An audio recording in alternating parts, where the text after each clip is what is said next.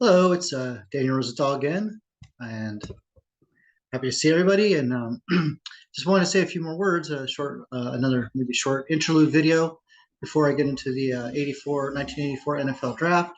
This time period, or really actually up until like the 90s, or there wasn't ESPN, there wasn't even cable, there wasn't the internet, there wasn't Twitter, there wasn't social media as we know it.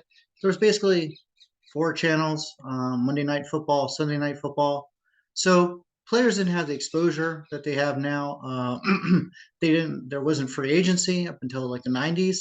So these teams were basically, when you got drafted, you basically stayed at your team unless you were traded to another team, or you got cut, or you just didn't make it in the league. I don't recall, growing up hearing about assistant coaches and wide receiving coaches and special teams coordinators and all these other things that we like hear so much about. It feels like the coaching staffs are a lot larger now. At least it seems that way. We didn't hear about it as much. We almost never heard about training camp or any of the things that are like discussed now in the 24/7 news cycle, sports news cycle, especially about NFL football.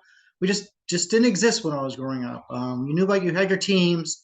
You knew some of the star players, of course. You watched it with your family. And of course, as you got older, as a older teen or young adult, you would watch with your friends. But football wasn't like as dominant in the 80s and 90s as it is now. Baseball was much bigger in the 80s.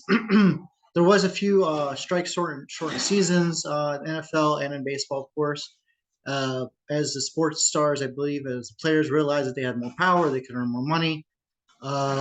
So things were basically in the 80s. When you hear about the teams, you hear about the players, you have to realize that there wasn't free agency. You didn't know about their contracts so much. It wasn't publicized like it is today. Everything is like the game itself was basically the same. I mean, the quarterbacks could get hit back then. Running over the middle as a wide receiver was still a big deal because you could definitely get hit pretty hard. Big hits were celebrated. Of course, there still was, of course,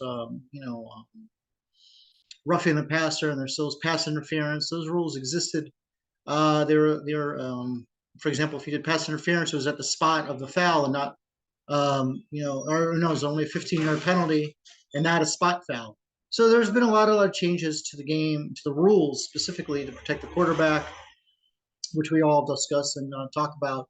But in the 80s, that was not the case. Of course, the league before that, before the 80s. But we're just discussing 1984. Right now we started with the 1980 draft, and now we're to 84. But I just want to make that little statement before I go forward and read the top 32 people taken.